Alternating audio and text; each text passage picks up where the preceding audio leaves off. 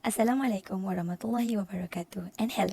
We are from Group 7 and we're going to present about stock valuation group project for BWFN 3013 investment analysis. And here's our group members. The first one is Mable and Xuewei 279652. The second one is YEOH 285099. The third one is ATHIRAH FARHANAH BINTI JININ 285380. Next, Puteri AALIYA ROSLI 288095. And the last one is me myself, JANNATUL ADDAWIYAH binti Muhammad SABRI 288310. The process of figuring out a company's stock intrinsic value is referred to as a stock valuation. The goal of stock valuation is to give stakeholders and investors a rough idea of the stock's fair value. Investors can decide whether to buy, sell, or hold a company's stock in good faith by analyzing its stock. We have choose three furniture companies, which are Signature International Berhad, Pohwat, and Lihan Industri Berhad. Signature International Berhad was established and listed on Bursa Malaysia in 2008. Besides, Pohwat and Lihan Industries Berhad was listed since year 2000. Before purchasing stock, we have to take a look on economic analysis. Firstly is monetary policy. As in May 2023, the current inflation rate of Malaysia is low to 2.8%. Besides that, the latest figure came in below market expectation to 3.6%, and it was the smallest since June 2022. Next is fiscal policy. In 2023, the budget deficit is anticipated to decrease even more by reaching 5% of GDP. To guarantee the sustainability of public finance, the government is committed to continue the fiscal consolidation strategy as directed by the Medium-Term Fiscal Framework, MTFF. Lastly is unemployment. The rate is 3.5%, which gives a total 0.587 million persons who are unemployed. Hi, my name is Puteri AALIYA ROSLI. My matrix number is 288095.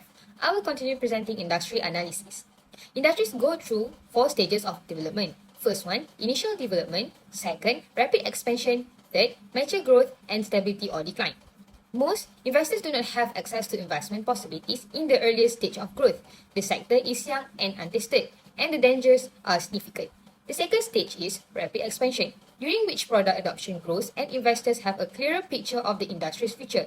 At this point, economic and financial variables have minimal bearing on the overall success of the sector. Most industries do not experience sustained rapid growth. Instead, they eventually enter the mature growth stage, which is driven by economic growth. This is a slower source of growth than the previous stage, and the long-term character of the industry becomes apparent. The last stage of an industry's life cycle is either stability or decline. In the decline phase, demand for the industry's product falls, and businesses leave the industry. Investment opportunities are scarce in this phase. Some investors may find opportunities in mature, stable industries, but only a few goods companies reach this stage. Assalamualaikum Doctor. My name is ATHIRAH FARHANAH binti JININ, metric number 285380. I will continue this presentation with the analysis of 5 financial ratio. Liquidity ratio. The benchmark for KIRK ratio is between 1.0 to 3.0. According to the table, all companies have shown enough asset to cover their short-term debt, with the highest one 5.27 in 2022 for Pohwat Resources Berhad. Next, the quick ratio recommended value is 1.0 and above. The higher the better. And Lihan Industri Berhad is the highest with 3.11 at 2022. For activity ratio, the higher the ratio value, the better for a company in managing its asset. According to the table, Lihan has better receivable turnover ratio and asset turnover ratio, while on the other hand, Signature International value is recommendable for inventory turnover ratio through the past 5 years. For profitability ratio, the benchmark for net profit margin is 10% to be considered good, and Pohwat Resources Berhad has the highest value of 11.95 in 2022, while Lihan has better ROA and ROE ratio in the duration of 5 years, which is in the average of 15% to 20%. Next is leverage ratio. For debt equity ratio, all companies have stable debt equity ratio which is under 1.0, which is good since higher debt equity ratio indicates a risky investment for the company. For time interest earned ratio, all companies has above 2.0 except for Signature in 2020. This is because they have a loss in that year. Last but not least, common stock ratio. Signature recorded negative 9.66 in 2020, which means the company is losing money. Dividend payout ratio of 40 to 50% is preferable. Price to book ratio under 1.0 is desirable, which is Signature leading from the other company. in the past 5 years. That's all from me. Thank you.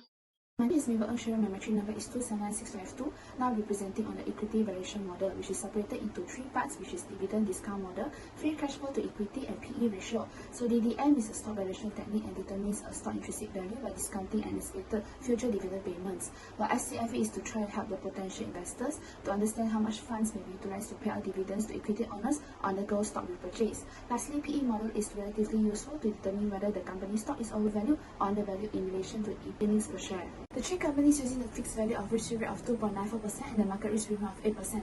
They have recorded the highest value of 9.04% of growth rate and the highest rate of return of 9.46% among the three companies. In this section, constant dividend cannot be used because the intrinsic value is estimated dividend payments is either zero values or negative values. Thus, for the DDM, we will use variable growth dividend model.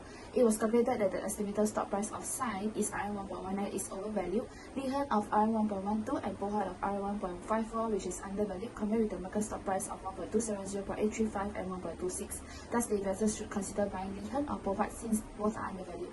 For the FSE model, the 5-year average sustainable growth rate of SINE, Lihan and POHD is 2.27%, 12.60% and 8.47% respectively. Lihan shows a high SGR, which indicates that the company has the ability to manage external financing activities, maximizing sales and generating high profit margins compared to the other two companies. SINE records the high FCFE growth rate of 83.20% due to the increased value in net working capital, indicating a successful expansion into a new product lines. Lihan shows a lower FCFE growth rate of 0.42%, indicates that the company is operating at a stable stage with relatively consistent cash flow. The SCFE model forecasted that the stock price of SINE will reach RM1.51, which is undervalued, Lihan RM0.75, which is overvalued, and POHD to reach 1.65, which is undervalued. In short, its favorable choice to purchase in SINE or POHD as the stock yield is anticipated to rise in future. The PE ratio and EPS of 2023 until 2027 can be forecasted using the estimated PE and the estimated EPS of 2023. SINE was recorded with the highest value of RM1.10 per share estimated EPS growth, whereas Lihan was recorded at the lowest average of 0.04 cents. Alongside with the average PE ratio from 2023 to 2027, Lihan was recorded with the highest multiple of 18.67, and followed by the SINE with its 4.98 multiple, and POHD at the multiple of 2.26. On the other hand, the estimated stock price of both POHD and SINE are undervalued at RM1.34 and RM2.78. In short, the estimations on POHD shows that POHD stock will be undervalued, which is an attraction for investors to consider as an investment to seek profit in the future. My name is Yoke Hao and my entry number is 28599 and I will continue the technical analysis. For MACD analysis, the best timing to buy a stock when the MACD line, which is blue color, close above the MACD line, which is orange color. We will sell the stock when the MACD line crosses the MACD line. Meanwhile, for RSI analysis, the best timing to buy a stock when oversold situation, which is below the boundary of the 30-point line, and then we will sell the stock when it is considered as overbought situation, which is above the boundary of 70-point line. For the industry Berhad, we will buy the stock on 27 March and we will sell the stock on 14 June for the MACD analysis.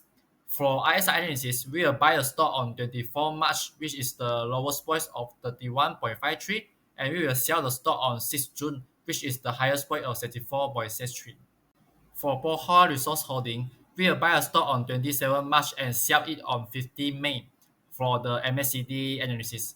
Meanwhile, for RSI analysis, we will buy a stock on 21 March and then sell it on 26 May. In addition, Signature International Berhad, we will buy a stock on 25 April and sell it on 24 May for the MACD analysis. However, for RSI analysis, we will buy a stock on 13 April and sell it on 17 May. Last but not least, the recommendation. We have discussed the 4 parts of the analysis: economic, industry, fundamental and technical analysis of the 3 selected company, Lihan Industries Berhad, POHD Resources Holdings, and Signature International Berhad, in order to evaluate the company's stock valuation based on data retrieved from 2018 to 2022. The basic and technical analysis will take precedence over the economic and industrial analysis. Based on fundamental analysis, we suggested to invest in POHD Resources Holding because it's good at generating profit from assets and equity, and the intrinsic value more than present market value, indicating that the company is undervalued. Besides that, based on technical analysis, 3 stocks in the companies are recommended to invest in: Lihan and POHD stock with a buy signal on March 27, and Signature stock with a buy signal on April 25, 2023. POHD has a clear entry signal, which is an oversold signal, while Signature has a clear overbought exit signal for RSI. POHD Resources Holding is the most recommended company because it did well in both fundamental and technical analysis. Then, that's all from my group. Thank you.